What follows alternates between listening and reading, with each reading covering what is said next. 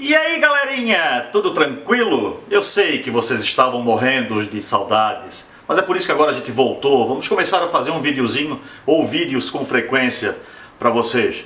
O nosso tema de hoje, belezuros e belezuras, é a vinda da família real para o Brasil em 1808. Mas para tratar do assunto eu preciso contextualizá-lo, senão vocês não vão entender. Para tratar exatamente desse tema, eu tenho que trazer ou voltar um pouquinho ao passado e falar de quem? O nosso grandíssimo, queridíssimo Napoleão Bonaparte. Digamos que grandíssimo nem tanto.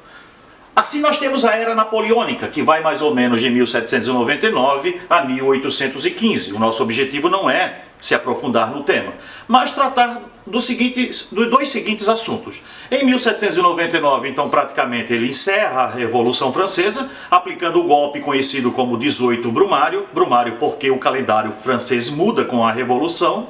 Nesse momento, então, é estabelecido um consulado na França com 3 cônsules. Assim, Napoleão começa a governar junto com 2 outros compatriotas. Em 1804, ele aplica um outro golpe e se autoproclama imperador francês. Olha só, a França volta a ser, de certa forma, uma monarquia. O que acontece em seguinte? Napoleão, por ser militar, ele empreende a expansão do território francês e ele também tem por objetivo desenvolver a economia francesa e suas indústrias. Só que havia um grande problema nisso. Quem era o grande problema nisso? A Inglaterra. A Inglaterra era um grande problema de Napoleão porque a Inglaterra foi, sem dúvida nenhuma, há mais de 50 anos antes, o primeiro país a se industrializar. Então a Inglaterra, aí no início do século XIX, era indubitavelmente a principal potência econômica do mundo. E era muito difícil competir com os produtos produzidos na Inglaterra. Então Napoleão tem a seguinte ideia. Em 1806, ele acaba bloqueando a economia inglesa. Como assim bloqueando? Deixa eu me fazer mais objetivo. Ele cria o bloqueio continental.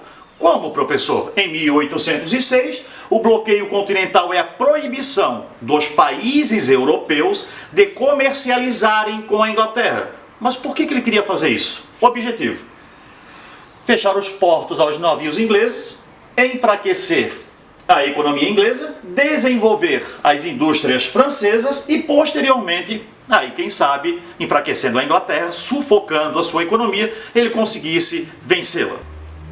Só que ele não contava com uma atitude, a atitude de Dom João.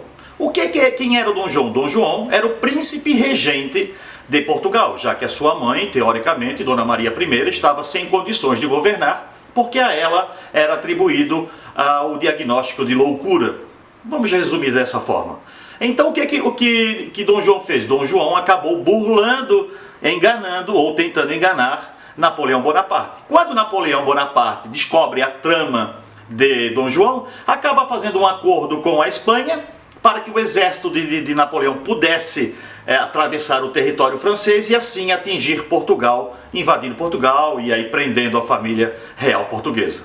Dom João, temendo que isso acontecesse, faz um acordo com a Inglaterra e a Inglaterra então acaba por conduzindo, escoltando os navios portugueses pelo Atlântico até a chegada no Brasil. É isso mesmo, pessoal. A única solução que foi encontrada naquele momento, ou a principal solução, foi sem dúvida nenhuma fugir para o Brasil. A viagem não foi difícil, o embarque se deu entre 27 e 28 de novembro. Numa hora para outra, os portos estavam lotados da nobreza, de outras pessoas tentando entrar nesses navios portugueses. Foi uma loucura. Não se sabe exatamente quantas pessoas. Uns historiadores afirmam que foram 10 mil, outros historiadores afirmam que foram 15 mil. Por que eles não têm essas informações, professor? Porque o embarque se deu às pressas. Não houve tempo de fazer o controle.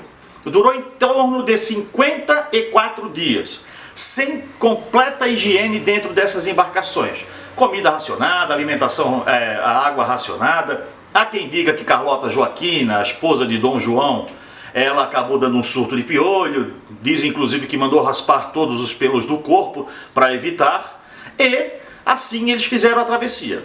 O que eles trouxeram? Trouxeram centenas de milhares de coisas.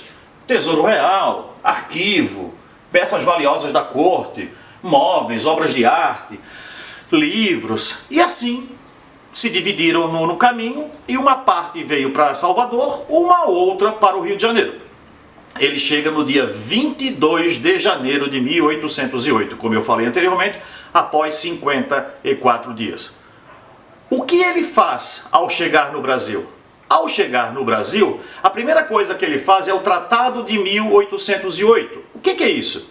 É a abertura dos portos às nações amigas, sabendo que naquele momento as nações amigas que o Brasil possuía era basicamente a Inglaterra. Agora o Brasil então deixava de ser de comercializar exclusivamente com a metrópole, aquilo que nós chamamos de pacto colonial. Esse pacto ele é quebrado e o Brasil pode então comercializar com a Inglaterra, beneficiando principalmente os ingleses. Uma outra medida também foi a permissão de se criar indústrias no Brasil, acabando com aquilo que nós chamamos de revogação ou revogando o alvará de 1785 que proibia. Mas era muito difícil montar uma indústria no Brasil, haja vista que competir com os produtos ingleses eram muito difíceis. Mas não só isso. Aí nós temos aí basicamente entregamos o Brasil aos ingleses. Ei, Dom João, que homem inteligente. Em 1810 ele cria aquilo que nós chamamos do Tratado de Comércio e Navegação. Aí ele cria imposto, taxas alfandegárias a diversas nações. Todas as outras pagariam 24% de imposto para seus produtos entrarem em solo brasileiro. Portugal, 16%. Mas olha só, a Inglaterra, 15%. Meu caro, é nesse momento que os produtos ingleses invadem o Brasil. Invadem de todas as ordens e tudo que vocês podem pensar chega ao Brasil. Não vai conseguir industrializar esse país nunca. Mas não só, nós temos outras medidas que foram adotadas. A Inglaterra tinha agora autorização para patrulhar a costa brasileira, e o Brasil se compromete a acabar com a escravidão, que é um problema que a Inglaterra encontra no Brasil e ela pressiona muito. Beleza, agora nós temos que tratar de que seguinte assunto. Nós temos que entender que nós vivemos num Rio de Janeiro, um Rio de Janeiro completamente diferente do que era Portugal e a própria Europa. O esgoto a céu aberto, sem nenhum tipo de tratamento, poucas ruas calçadas, ou seja, o Rio de Janeiro não era nem de perto ou parecido com Lisboa. Então, algumas medidas com o passar do tempo foram acontecendo, algumas transformações, do tipo, Banco do Brasil foi criado, Jardim Botânico, é nesse momento, Missão Francesa com Debré que vem até o Brasil para poder retratar o nosso cotidiano, é criado a Casa da Moeda para expedir moeda no Brasil, a Real Biblioteca Nacional, atualmente chamada de Biblioteca Nacional, Imprensa Régia, que vai dar origem a jornais, Academia da Marinha, Academia Militar, a Real Fábrica de Pólvoras, e por pressão, em 1815, Dom João acaba então elevando o Brasil a Reino Unido, a Portugal e Algarves. Nesse momento então, o Brasil deixaria teoricamente de ser uma colônia e passaria a ser uma metrópole. Nós vamos dar continuidade a esse assunto posteriormente. Eu espero que vocês tenham entendido até o momento. Galerinha, forte abraços, a gente se fala. Ei, voltem aqui. Eu estava esquecendo, quase esqueci. Eu tenho um desafio para vocês. Um desafio. Respondam aqui embaixo nos comentários. Eu vou ver, hein? Sabe qual é o desafio? O que foi e qual o objetivo de Napoleão em decretar o bloqueio continental? Viu? Não é difícil, é facinho. Paçoquita, rainha do pastel, vão fazer, hein? Depois eu vou ver. Valeu, pessoal. Abraços.